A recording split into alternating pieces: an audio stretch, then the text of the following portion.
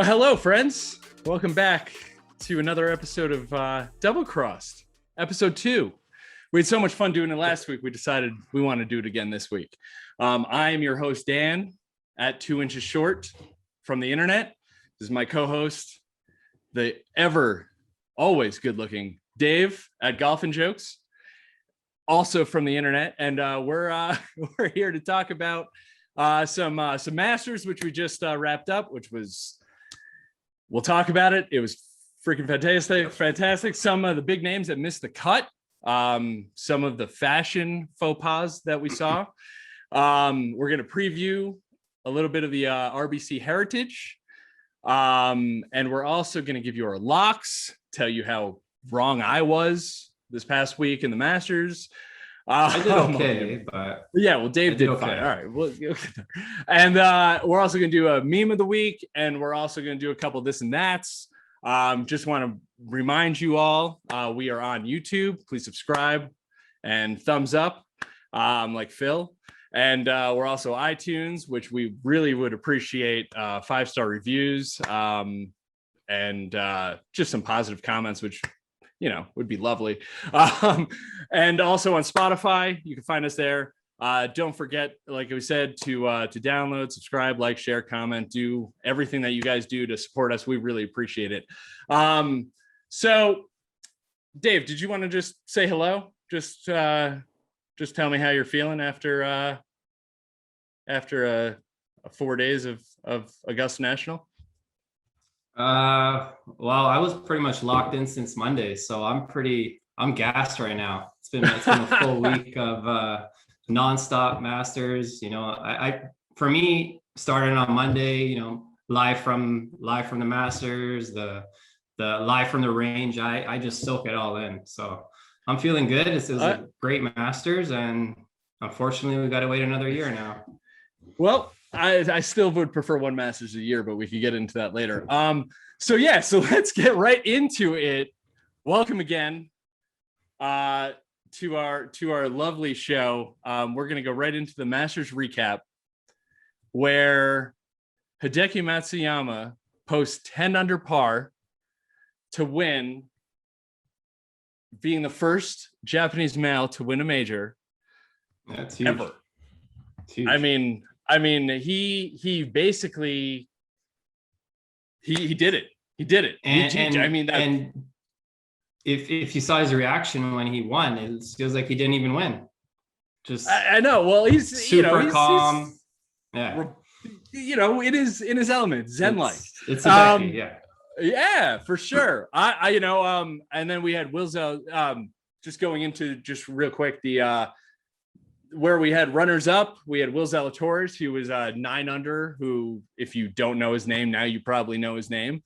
We had a whole bunch of other people: Spieth, Schauffele, Rahm, Leishman, Rose.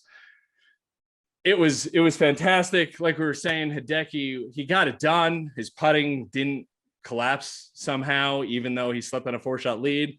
We were saying he's the first Japanese man to win. He missed a few. Well, yeah. Yeah, but overall it was pretty solid. Yeah. And he was the first, like we were saying, the first Japanese man to win a major. It was his first win since 2017, which was the WGC FedEx St. Jude, a 6th PGA Tour win. 24 hours ago, he was sitting in a rain delay. He comes out. He was sitting in a rain delay and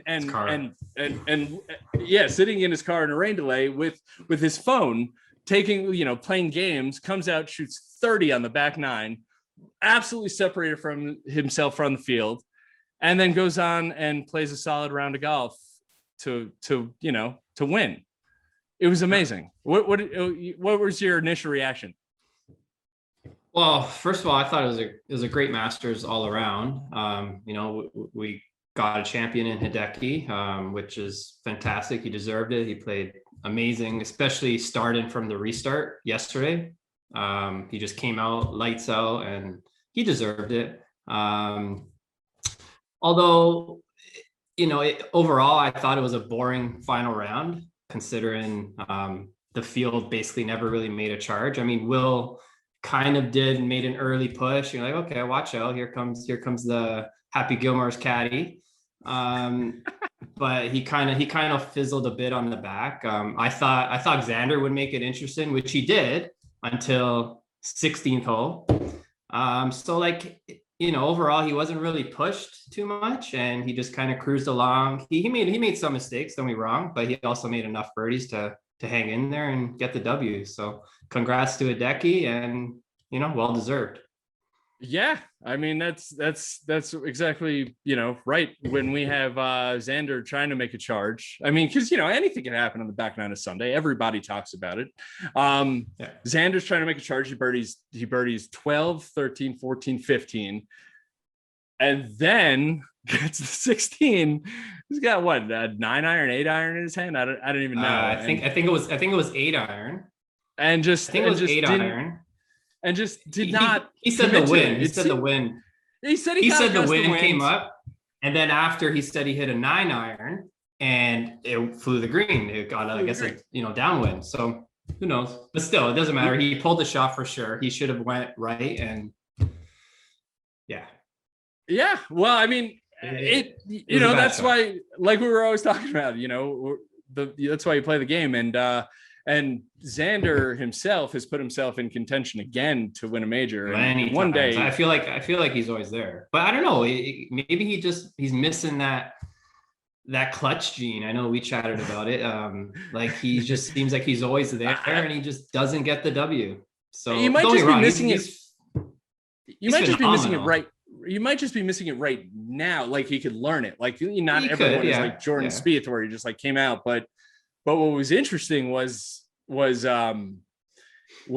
Zalatoris coming out also, kind of giving us some 2014 Spieth debut at the Masters vibes. Mm-hmm. I mean, the performance that he put on was special. His ball striking is so good.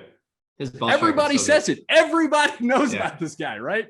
Like nobody knows. Honest, I had a friend texting me, and he had no. He's just like, who is this guy? And I was like, it's a guy you've never heard of. Who's good? This is the first week I've actually followed him and learned some stuff about him. I didn't really pay much attention to him, but yeah, there was a lot of tweets I saw that they were saying, oh, they called this guy out, for a while now, that his ball striking so pure. And even when I was looking up some Masters picks from other people I follow, they were like, this guy's a stud. Watch out for him this week. And I was like, I don't know, we'll see. But yeah, they called it. Yeah, they were talking a big game. They were talking about his ball striking, like you were saying. And he clearly has been a force since coming up as a special temporary member. He's not even eligible for. He could be like in like 20th in the FedEx Cup. He's like leading the Corn Ferry Tour, right? In points or money. Yeah, he's still on the Corn Ferry Tour. Yes. Yeah. Does this finish get him into the other majors? I'm assuming it does, or not yet. I think, to be honest with you, I don't know. We're gonna have to look that up.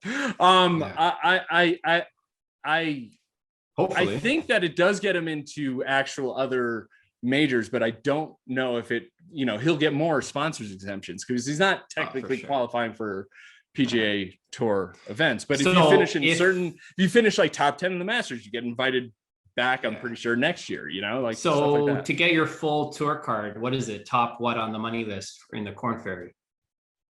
Top 10 or I think you have to be top. I thought you have to be 20 top maybe. 25.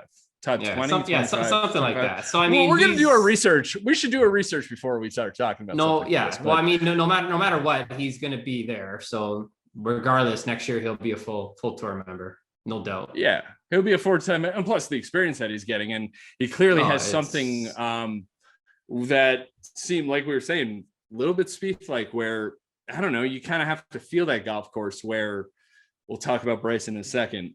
But yeah, good for golf, to be honest with you, with Hideki winning. Also, just starting the week with Lee Elder being the honorary starter, or how they tee off with Jack and Gary Player. And then that was awesome to see Japanese Phil. Yeah, that was awesome to see Phil get out there early to watch. Did you see Phil Phil wearing a green jacket over a green quarter zip, a green Masters quarter zip? What a baller. Yeah. Yeah, the whole, that's what the Masters brings. It brings tradition, and it brings, like, you know, they're going to say four please, so and so now driving. You're going to have the ceremonial tee shots. You're going to have the first nine and the second nine, as opposed to the front nine and the back nine. It's just, I don't know, man. It was great to see, and it was also definitely a way that I feel like Augusta has put itself on the map with at least attempting to grow the game globally the amateur women. There was a Japanese drive ship and putt who won that, and then to see Hideki win here. It's just it's and then also to have Lee Elder as your ceremony. I feel like we're getting somewhere where we should be getting to in 2021. Yeah. And totally agree. With that said, we'd like to quickly give our quick takes on how beautiful Augusta is and how awesome brown greens look at Augusta when you need them to. Dave, what do you think of how Augusta National looked in April again? Thank God it looked how I remember, because just be honest, November, awesome. We had the Masters, but it never looked how we want Augusta to look. So, I thought the course looked pure. It was Augusta we know and remember. It played tough, especially in round one when the sun was out, winds were up, and the greens were just super hard and fast. And, the show scored. I think there were only 7 rounds under par, I believe, in round one. Yeah, and there were no bogey free rounds. No, for sure. Yeah. But yeah, unfortunately, throughout the week, it just became overcast. There was not much sun at all. So the course just softened up and just played a lot easier. I mean, today the sun was out majority of the day, but it didn't really do much. I mean, the course was still pretty soft. The wind was up a bit here and there, but I think scores were pretty low overall.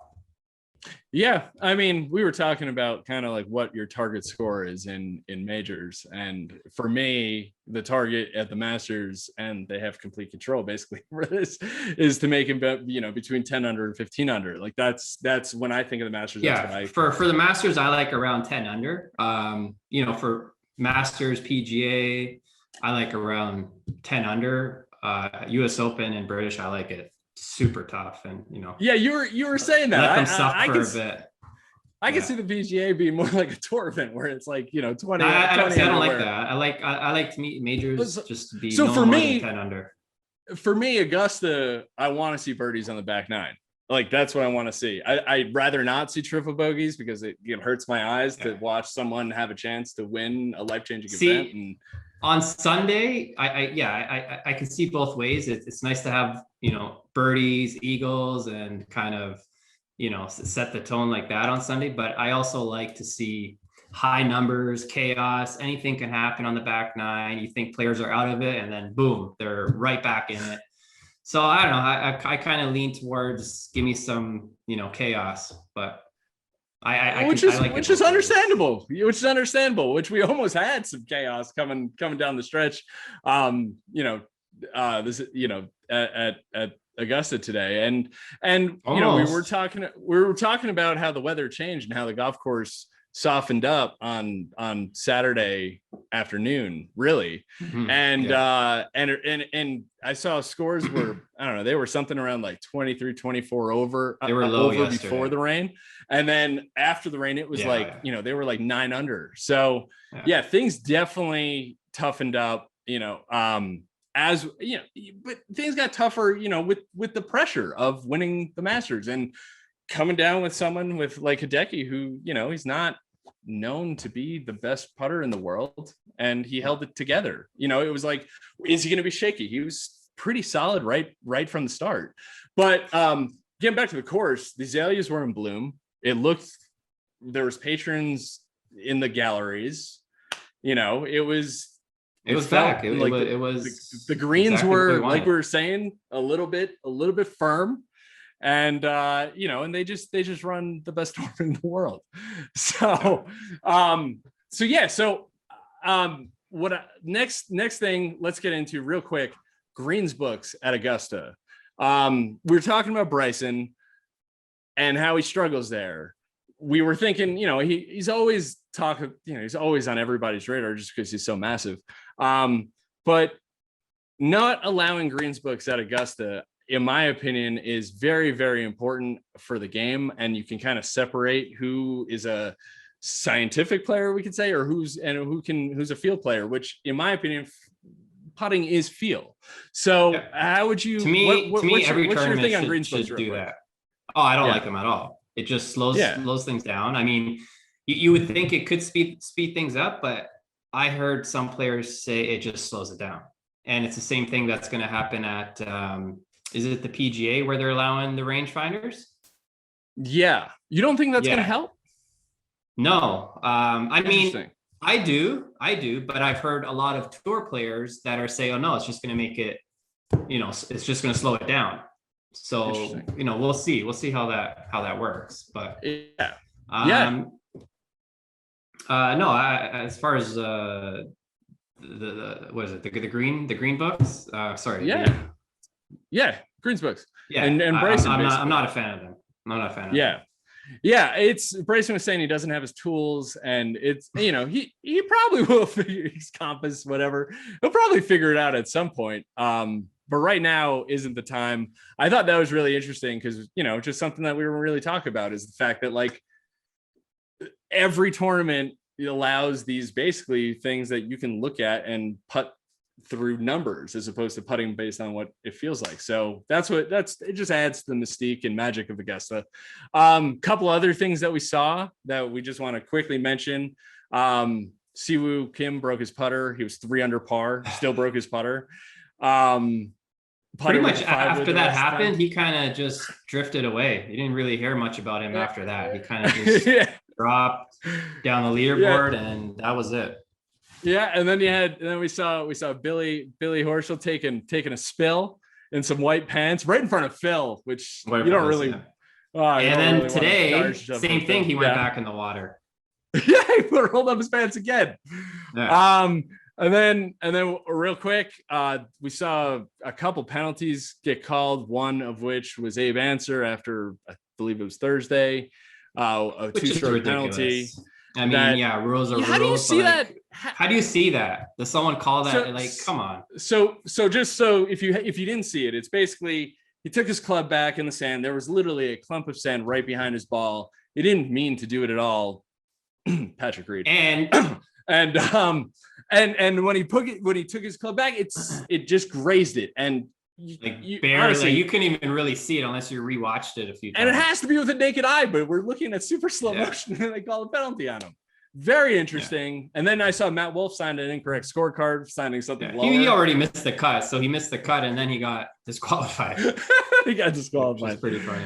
Oh man, but yeah. So but a couple guys, real quick, just to sum up. I'm sorry, Hideki. Congratulations from the Double Cross team. We want you to know that we are very happy that you did it for your country, because that's a big fucking deal, to be honest. I feel like that's a big deal. So congrats again, Hideki, on basically, I don't know, his translator should also get a green jacket, I think.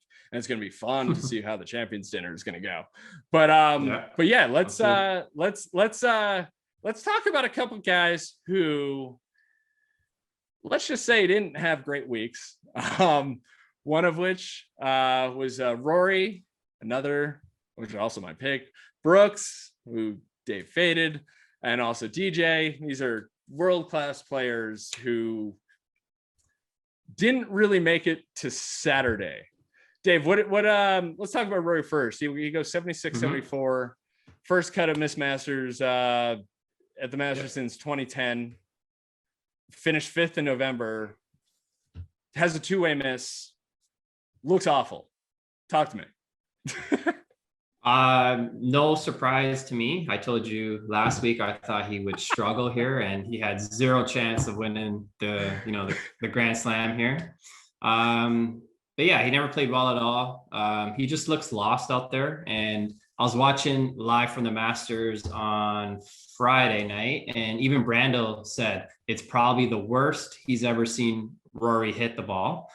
And he even questioned if what Pete Cowan is teaching him is actually helping Rory at all, or is just playing wrong. So it'll be interesting to see what happens with Rory the next few months throughout the major season.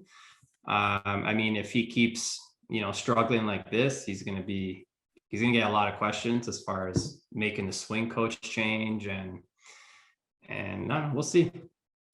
Yeah, he didn't look good, man. I'm watching my lock of the week to win shank balls into the woods. Montana, it was awful. That was brutal. Oh God. It was like the one thing you can't do, he did. Yeah, I feel like he's in this like rebuilding process, hopefully. And who knows? Like, maybe he's gonna figure it out and he'll come back better than ever. Who knows? But just what I'm seeing right now, he just why? Sure. I mean, and especially when you're thinking about you're chasing, trying to figure out how to hit the ball farther, trying to keep up with Bryson, which again he said, and then Bryson, winds up shooting. I think he shot 75 today or something, and he struggled today. He struggled basically yesterday and today. We didn't even talk about his par 67, which he shot 9 over first, and then shot even par. But to try and Rory had one of the best swings golf has ever seen, and then to try and speed it up or whatever he wanted to do to try and get a couple more yards has totally backfired. And now he's hitting draws when he's thinking he wants to hit cuts. He wants to hit cuts. Once it was draws, I mean, some would even call that double cross, which again, and kind of alludes to our name. But and the same thing with Rory, like he's not the greatest putter to begin with to kind of save him when he's struggling with the swing. You know what I mean? Like at least Tiger, when he was going through his many swing changes, he always had that putter that he could kind of help him.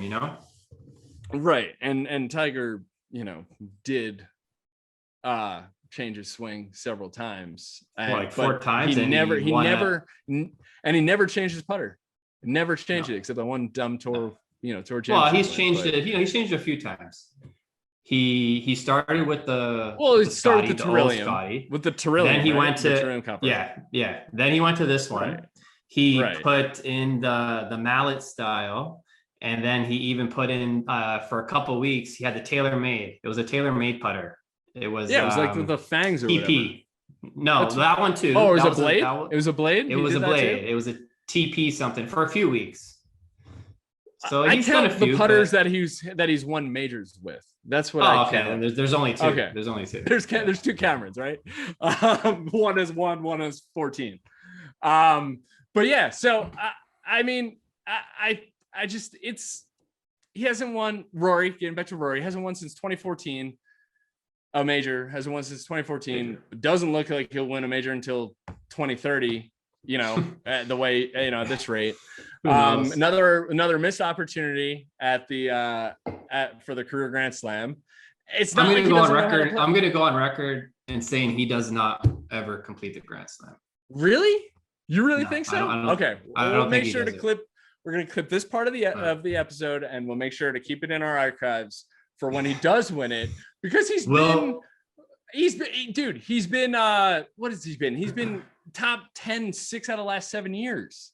Like it's not like it's far off. Other people like Lee Trevino just stopped playing the fucking tournament.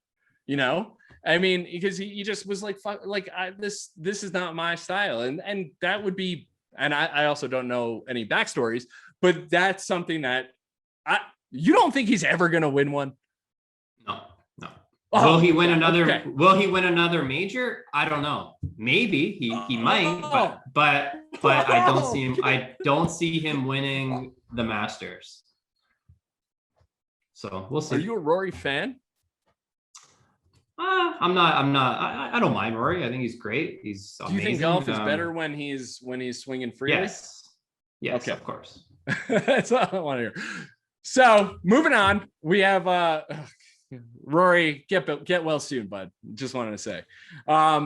We our next up on our list is Brooks Koepka, who comes off of a 74-75 MC. He made 24 straight cuts in majors. That comes to an end. His last miscut was the British Open in 2013. His last 12 majors, he's got 9 top 10s, including 4 wins. I'm not really worried about him. He was wearing a ridiculous hat. I mean, he was crawling out of Reyes Creek. I mean, he tried, right? Yeah, he showed up. He gave it a go. I'm not surprised at all that he missed the cut. He was my fade last week. He's coming off knee injury on his other knee. He hasn't played much. Who knows how much he practiced? So he gave it a go, which I respect. But asking to make the cut or contend was a big ask. I just hope that these knee injuries aren't like a long-term thing for him and he can get back out there. Who knows, once these injuries start, they kind of start piling up, and especially with the knees and the back. So who knows, hopefully, it's just something he can heal from and get back out there. And he was asked some pretty dumb questions, which we'll get into later in the show. But yeah, it's I think he's just got to get healthy. And you're right. The question is he ever going to get healthy? For an extended period of time. We're saying, he won recently, Phoenix. Right? And right. So, I mean, it's not like he doesn't know how to play, and it's not like he beat Rory. Well, what was funny? What was funny is on Tuesday, Wednesday, they were saying that Brooks was striping the ball like better than he ever has coming into the Masters. So when I heard that, I'm like, okay, maybe he's gonna play well. But the putter was terrible. The putter was terrible, and then obviously once you start playing, you kind of hit some loose shots. And it's also one thing on a driving range when you have not great knees, and then you wind up at Augusta and the ball's 2 feet above your, and you're swinging like a baseball bat. So, I mean, it's we'll see. I mean, he's still young. He has a lot of time. And he's got a sense of humor about it, and which we'll talk about later on social media. So, and then our defending champion, Dustin Johnson, wasn't around for the weekend either. Our world number 1, Dustin Johnson, wasn't around for the weekend. What do you think happened?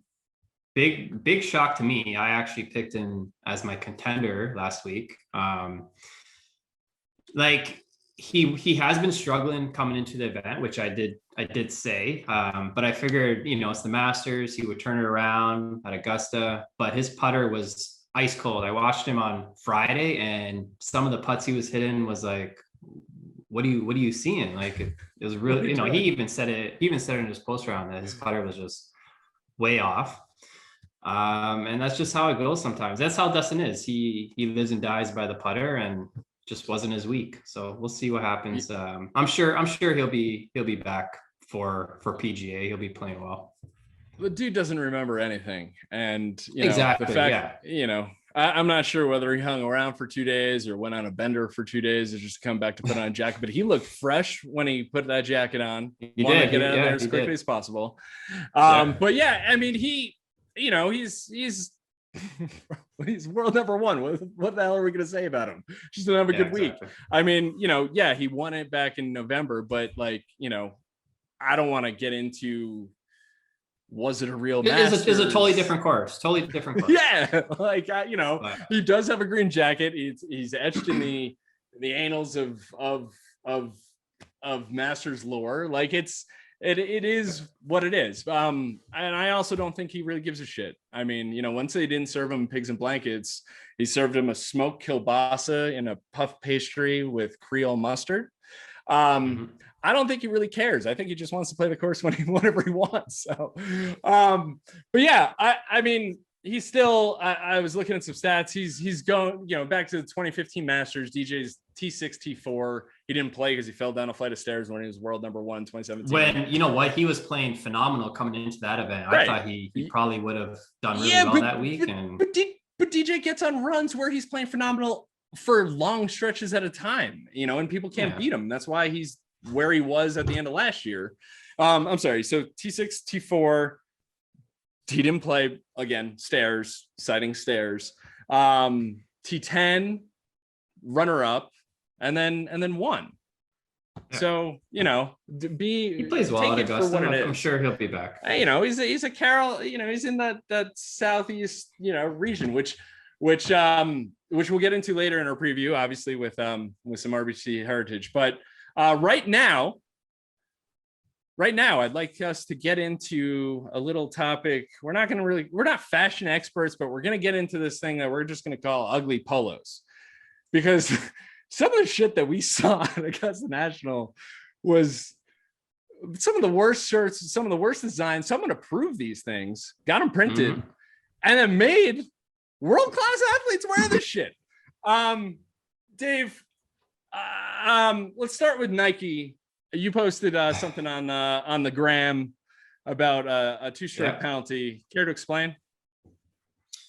Well, first of all, I'm pretty sure I'm not alone in saying this, that Nike designs have been sort of questionable the last few years. And to be honest, I love Nike. I'm a big Nike guy. But if a shirt looks terrible, I'm going to say it looks terrible. So yeah, I posted the meme about Tony Finau and Tommy Fleetwood with the shirts they were wearing on Friday. And I said, these shirts should be a two-stroke penalty. And and for me, it went pretty viral. Got a ton of likes, ton of comments, shares. And I would say 80% agreed with me. Then there was some, 20% of people that got all like sensitive that I said they were ugly. And, they started making comments like, oh, you have no taste, blah, blah, blah. And, you want to have your opinion, go right ahead. But if you're going to say like, an insulting comment or whatever, and there was worse. I'm not talking about, you have no taste. Like there was other comments. Then I'm going to come at you, like if you're dumb, you need to know you're dumb. Simple as that. So there was some back and forth interactions, which were pretty funny. But yeah, they were ugly shirts, and that's all there is to it. Well, if you didn't see them, they look like crime scenes. They were just like these. There were so many with these outlines. Crime scenes. It looked like a baby drew them. It just all kinds of or it could have been routing on a golf course. We didn't know what it really was. I mean, Tony Finau, he was wearing the neon yellow, green, whatever with the white. He literally looked like a tennis ball. You could not even tell the difference. Yeah. There was to be honest, the black one was I don't know. Like if I had to pick one to wear, I'd probably pick Tommy's, but I mean, I don't like it at all, but I saw, I put it on Twitter, and it, people had some comments. So when you post on Twitter, did majority agree with you or what? A majority agreed, but there were definitely a few that, to each his own. They liked him. I don't understand how. If you like it, you like it. It's just my opinion. Yeah. I don't like it. Yes. But you don't need to say, oh, you have no taste in fashion. Meanwhile, you're the minority. You're like the 10-15%, and we have no fashion sense. Come on, man. Dude, absolutely. And it makes you question, like, what is Nike doing in the golf industry at this point with, got out of hard goods? I mean, I know they make sure. I actually don't love the way they fit, especially around the arms, because my rippling biceps, but I don't know. I feel a little bit constricted in them, but that, we could work that out with Nike at some point, talk about measurements, but I think that I don't really quite know even what they're doing anymore in the golf. Yeah. space. I don't even know if they know what they're doing. They're just kind of, just there, And then moving on, we saw Bryson. I saw Bryson wearing a shirt on Saturday that was his black shirt, and it looked like it had like nuts and bolts on it, and just like bolts, and then just one with a, I don't know, dude. It was trippy. And I zoomed in on it. We were talking about it, and you confirmed it. It looked like a nut and a bolt, or a bolt, I guess. I've never seen anything like it. I don't know who approved that. I don't even know if he knew what was on the shirt. I would never wear that shit. Would you? If I'm getting paid to, yeah. Don't get me wrong, I would. But if I'm gonna go and spend my own money, no. Yeah, for sure. And then we saw a couple other things. Victor Hovland was rocking some Jay Lindbergh stuff. One looked like a newspaper. It was wild. It had different prints of just the name. Did you catch that? Did you see any of that? I never saw that one. No. Oh, and then on Saturday, he was wearing this all white with a white. All orange with a white stripe. I mean, you could mistake him for Ricky or a creamsicle. I don't know. And then lastly, just a quick sponsorship news. We saw Patrick Reed wearing a shirt that had a logo on the lower back, which someone would call a tramp stamp. I don't know what we want to call it. It was, the golfer's lower back is shown all the time, but I mean, come on, man, you're whoring yourself out at this point, right? Yeah, I saw that too. I don't know. Didn't really have any thoughts on it. I thought about it for sure, but yeah. So, anyways, that's our little fashion segment. Again, we are not experts by any means. We just call it like it is, and if just our opinion, that's all. We have some style. I mean, it's fine if we have some. We see something shitty, and we were like, yeah, probably don't do that. Don't do that. It's our opinion, but I saw tons of people agreeing with it. So, I'm exactly. Gonna go with we were right on that one. So we were right on that one. So let's wrap up our fashion segment. Let's wrap up the entire 2021 Masters. Hideki, green jacket for life. Congratulations, sir. You've put in your dues. You've changed your swing to figure out how to get that all done with that pause, and it got way better. Oh, it's still there. It's still there. Yeah, but it's not nearly as it's not defined. It's not as defined, but it's still there. I don't think it'll ever be completely gone. That's just no swing. That's his timing thing. But the fact is, he's a Masters champion, and we wish him the best in terms of especially the international stuff. Power of it. I was listening on Golf Channel, like how big that is in Japan and stuff like that, and it's just really great for the game. So anyways, with 2021 Masters behind us, our next one in April, hopefully, all things go well, we have full gallery, full patrons. What a tournament. We're happy to be moving on. We're moving on to the RBC Heritage at Harbor Town Golf Links this week at Hilton Head. 71-21 yards, par 71, Pete Dye design. What do you know about the course, Dave? To be honest, it's one of those courses that obviously I've never played, but I've played it a shit ton back in the EA Tiger Woods game, so I'm pretty familiar with it. We've all played that game. Oh, many times. But it's one of those weeks where it's like you're on such a high from the Masters. You're locked in all week and you're just kind of gassed out. So to be honest, my interest level in this event is kind of low, but not very high. Yeah, it's pretty low. But it's one of those courses that favors shorter hitters because it's not that long. It's more, you got to hit fairways. The greens are super small, so you got to hit greens.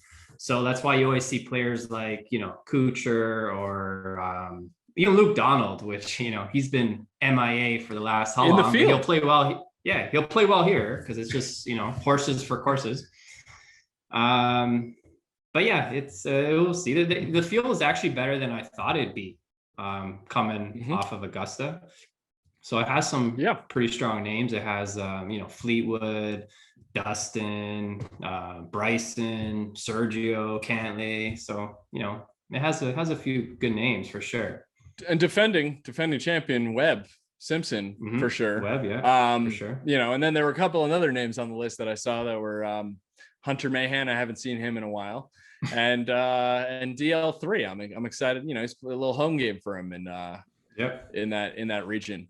But like you were saying, DJ Bryson. I mean, there's a couple big time guys. Morikawa, like you were saying, and we're also saying Will Zalatoris is in the field, who we were talking about earlier. And big fan favorite now, Will. Yeah, hopefully, he's been all over social media this week. Definitely all over social media, and he's also done a fairly good job in his game speaking for himself. So it's and he talks well. If you listen in his post round interviews for 24-year-old, he talks really well. He's confident. He has a bright future for sure. Oh yeah, dude, I'm excited. Whenever you have really good players that come up, and then you have a couple really special ones, and he has the potential to be a really special one for us, which is nice.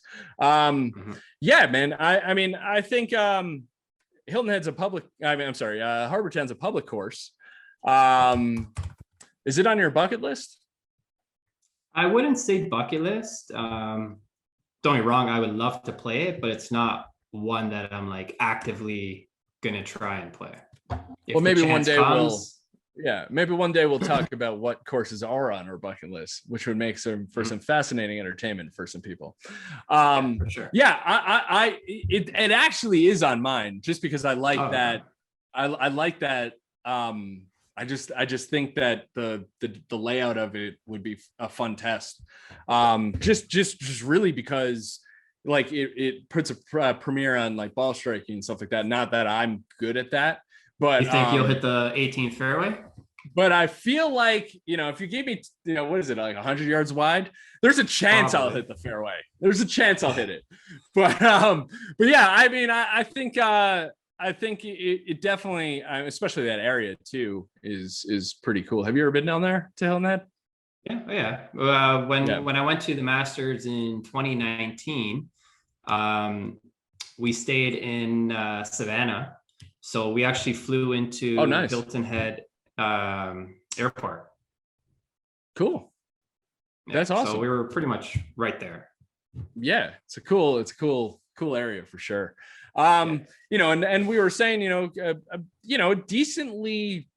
decent field, to be honest, when you have the world number one playing in it. Let's and also Bryson, because it would be amiss to not mention Bryson. Why don't we go into our locks this week, which we'll review kind of where we went over, how we did last week. And Dave, what do you say? I mean, we're doing winners, contenders, and fades. Winners win, for contenders contend, and fades fade. Yes, clearly. So winner this week, I'm gonna go with Abraham Ancer. I think he has the game for the course. He's a shorter hitter, but he hits a lot of fairways, hits a lot of greens. He putts well. He finished second there last year, and he has been playing pretty well. So I think this is the week he gets his first win on tour. Contender, I'm gonna roll with Kuchar. He plays well here all the time. I think he won here 2 years ago, I think it was. So yeah, the course clearly suits his game. He's been playing pretty well. He had a good finish at the match play. So I think, he has a good chance to even win, but I think he's going to contend for sure. And I'm going to fade Dustin this week. He was my contender last week, which didn't go too well, but I just think I think he's off his game, and I just don't see him getting up for this week. So I'm gonna fade him. All right. And so you had Spieth last week. to win, which was looking good for a while. After honestly round 2, I was like, okay, this might be it. And then he just kind of didn't do much on the weekend. But he's still, he was right there. So like, you had and I faded Brooks, which was good, which was correct too. So that's two of really one well, of three. One out of 3, but Spieth at least gave me a chance until basically yesterday. Well, after that was back 9. I mean,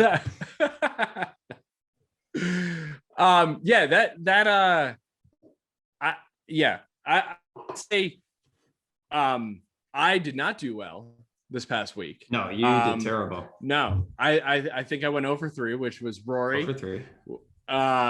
Was the winner, which he didn't make it to Saturday. I had Westy, who also missed the cut as a contender because I'm an idiot. And then I had Phil to miss the cut. Which he played pretty well.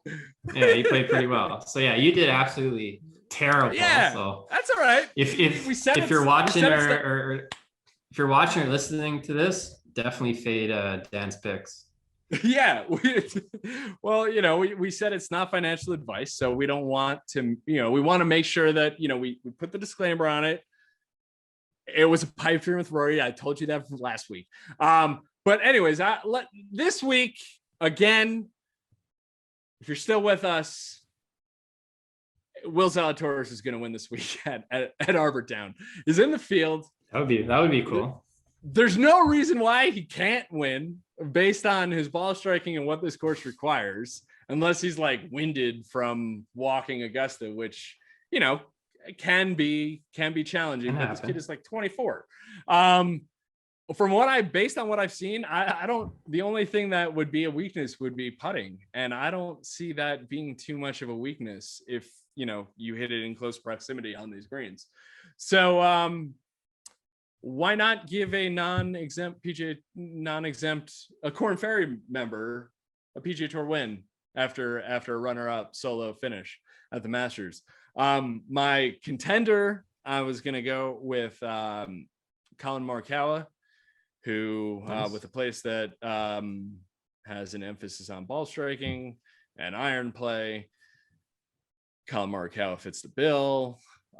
He's probably one of my favorite young rising stars, which maybe we could do a segment on at some point. But I'm looking forward to seeing what he does at this golf course. He's got what it takes to obviously win. It's just a matter of when he's going to put it together again, and if his putting allows him to. And then my fade this week is probably a dumb pick also with Bryson. He's probably going to shit on my face. So he with an emphasis on ball striking and accuracy, Bryson doesn't exactly fit the bill in my opinion. But I totally see him trying to drive every green or whatever he needs to do to keep it in play. I just don't see him contending this week at a golf course that allows other people that don't normally have a chance to contend. So, take it or leave it. I mean, you can fade whatever. You could maybe pick Bryson to win. But I would say listen to us with caution, and we'll review how we did in next week's episode. Again, we'd like you to make sure, if you're watching on YouTube, to subscribe and like and, thumbs up, and make sure that we're, spreading the love of Double Crossed, which is one of my worst misses on the golf course. So with that said, YouTube, iTunes, Spotify, we're going on to our next subject, which is, of course, meme of the week. And this week we did some digging, and it wasn't that hard to come up with. It was Brooks Koepka's. He obviously tweets himself. I'm pretty convinced on that. But basically, Brooks tweeted himself. He does. Yeah, 100%, right? He tweeted a picture. If you didn't know, Brooks had obviously some trouble with his right knee, and he couldn't exactly squat down to take a look at his putts. So he kind of had this kind of pigeon stance where one leg went out and one leg went down. And it looked very, very much like the Power Rangers. If you're not familiar with the Power Rangers, I suggest Googling that immediately. It was amazing coming from someone who's a top ranked golfer in the world to kind of have like a self-depreciating tone and attitude, because he obviously wanted to win this week. I mean, otherwise he wouldn't have tried to play, which again, we'll get into that in a second. Dave, when you saw this, I mean, like, how could you not laugh? Yeah, I thought it was great. If his career is ever cut short from his knee injuries, he has a future in the meme game. If he didn't use the Power Rangers pick, he could have also used Shawn Michaels doing his ring pose, which is basically the exact same. So if you're a wrestling fan, you would agree with that.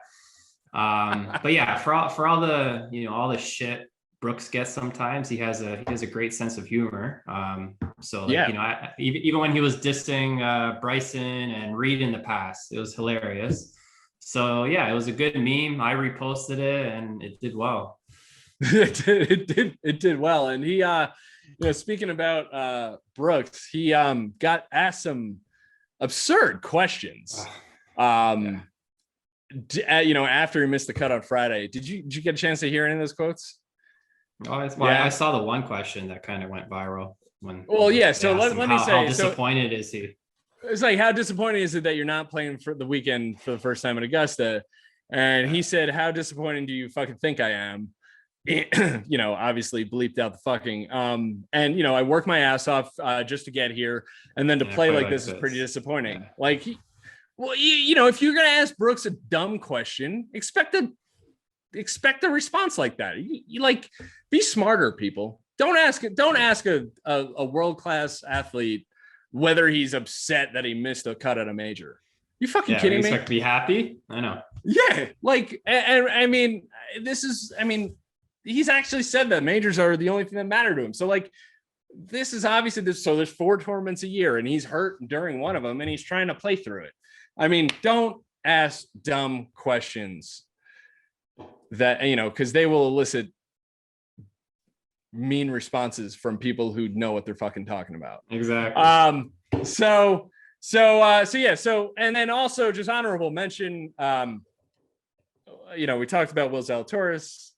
I saw Happy Gilmore tweet actually about congratulating his former caddy from the Waterbury Open. If you don't remember, it was this dumb looking blonde kid, and sure enough, that's Will Zalatoris took that to heart, and I had no idea about this, but he actually stamped on his Volkey wedges, Mr. Gilmore, I am your caddy. And, I saw that. That was awesome. So we're He's looking forward to more Will Zalatoris content. I even thought he looked a little like Spicoli from Fast Times at Ridgemont High, but really the caddy, especially when he's like got him on the ground and is like shaking him. It's fantastic. We're looking forward to more Will Zalatoris and more Happy Gilmore caddies for sure, which maybe we'll get into like a movie topic at some point. That's sure. All right, so our next moving on to our next segment, which we like to have this snazzy name called This or That. Fucking know it. This or that. And so we have 2 for you this week. Again, these are this or that, 2 options. You got to choose one. Pretty, like we was talking about, and will make you think a little bit, and basically mostly about golf. Maybe we'll throw in a couple that are not. But this week we have riding in a golf cart is this, and that is walking the golf course. So would you, basically this or that, walk or ride? Dave, what do you think? I'm a ride guy, and pretty much only take a cart when I play, just because it's quicker. You're not as drained by the end of it, you have, your whole day ahead of you when you finish to do whatever else you want. But the cart fees, they stink. You're paying top dollar for a lot of courses already these days. And then to add on another, whatever it is, 20 something dollars for a cart, it adds up. So yeah, this summer, I'm going to try and walk more. Obviously dependent on the course. Some courses are super hilly or the holes are, far apart and it's not worth walking. So we'll see how it goes. But yeah, like overall, I am a cart guy, but I'm gonna make an effort to walk more this summer. So we'll see. I think that's a optimistic answer to get some exercise in. I I agree with you. When you have a cart at your disposal, it's kind of hard not to take a cart. Speeds up play, a lot of things. I actually posted on our my blog at 2inchesshort.com. It's the argument for walking over riding. Personally, I didn't write it. My buddy wrote it.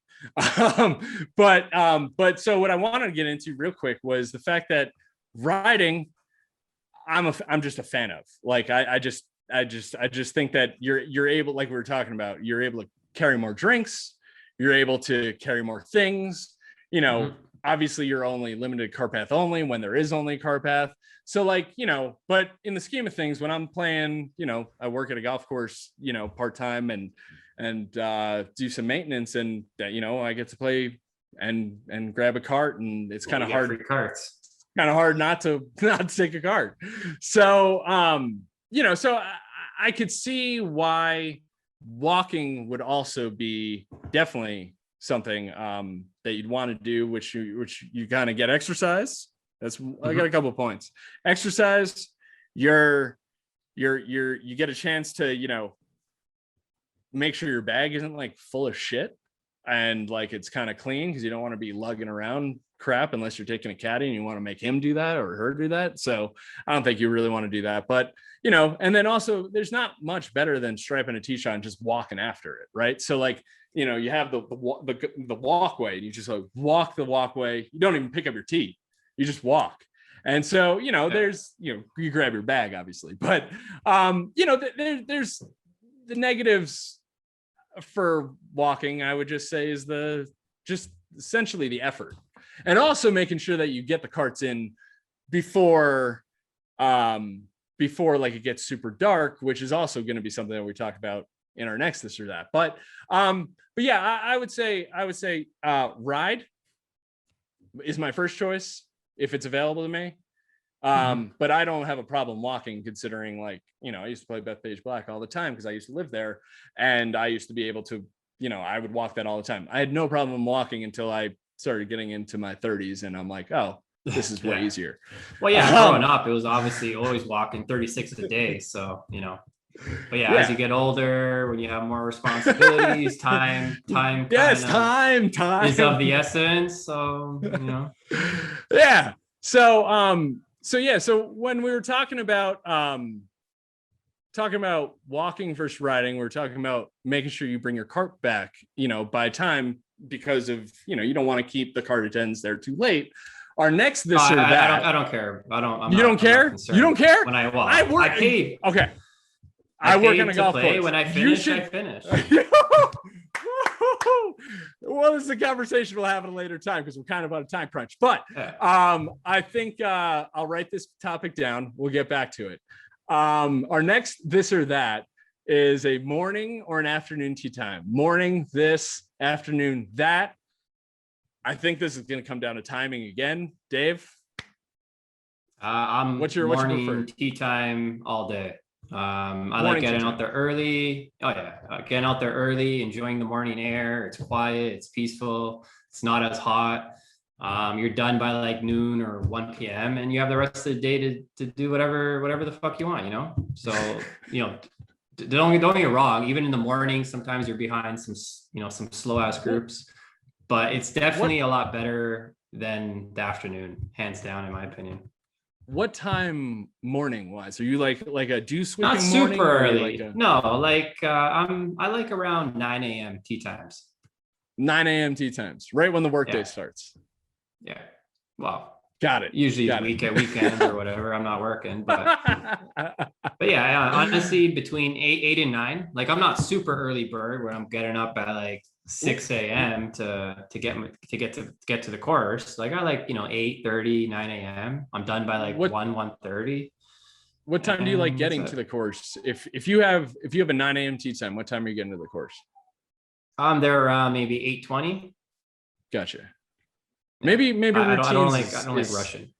Yeah, maybe we could talk about routines, before you get to your tee time at some point. Like for sure half an hour prior, but sometimes a little longer. It depends if the course has a range or something. I like getting to the range, hitting some balls, and sure. Oh, for sure. Yeah, and not every course has a range though, so I'm not going to get there super early for nothing. Yeah, and when you get a tee time and you have to buy range balls extra, it'd be nice for them to include it, but that's another topic. To me, every course should have range balls included for sure. Yeah, I think that's a fair statement. I used to be an afternoon person. As again, responsibilities started adding up and things like that. I don't get a chance to play much mornings because again, I'm out on a golf course. But on a weekend, if I'm playing mornings, that's when I want to play because then I got to, take care of things at home. But when I was younger and had no responsibilities, playing in the afternoons, I loved, and especially like twilight. Playing twilight golf was one of my favorite things to do. I mentioned Bethpage Black earlier. I grew up not far from there, and I had a chance to really just kind of have the course to myself. And I used again caddy there, and again, all conversations for later. I'm just trying to open up a little bit of trying to give you all in a couple of years when I do join a private club, I can see myself doing a lot more twilight, afternoon rounds. Yeah, when you have the availability for it. Because I used to get out, it was a little bit before 5, and middle of summer I used to get in 18 holes for half the price. And it just, the sun sets in a different way. It's just, we saw it on Sunday at Augusta. It's the same thing. But yeah, I would say morning rounds as the responsibility adds up for sure. And, and if you could throw in a late round and the wife doesn't care, you should probably do it. You probably should. Yeah. So that wraps up our this and that segment. And basically wraps up this week's episode. Wanted to thank you for hanging in there with us and supporting us by, like we were talking about, subscribe and liking, comment and sharing, YouTube, iTunes, Spotify. Dave, do you have any final thoughts on the Masters? Sucks that it's over. It was a fun week. A lot of content to take in. But good news is, we have another major in a month. Yeah, a couple weeks. Pretty much a month. Yeah. PGA. So I mean, it's major season. So it'll be interesting the next few months. A lot of golf, a lot of big golf tournaments. Obviously, it's not at the Masters level, which we can talk about on another episode. But yeah, it was a good week, a fun week, and glad to get to talk about it today. For sure, man. And it is, like I said, it was always a pleasure talking with you and sharing this with everybody. Guys, follow us on social media. Dave's at Golf and Jokes. Dan, that's me. I'm at 2 Inches Short.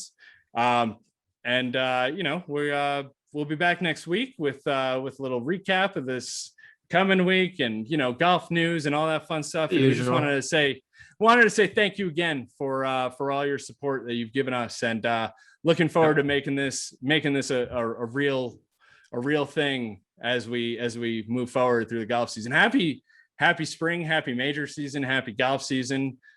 Dave, always a pleasure. I'll catch you next week, sir.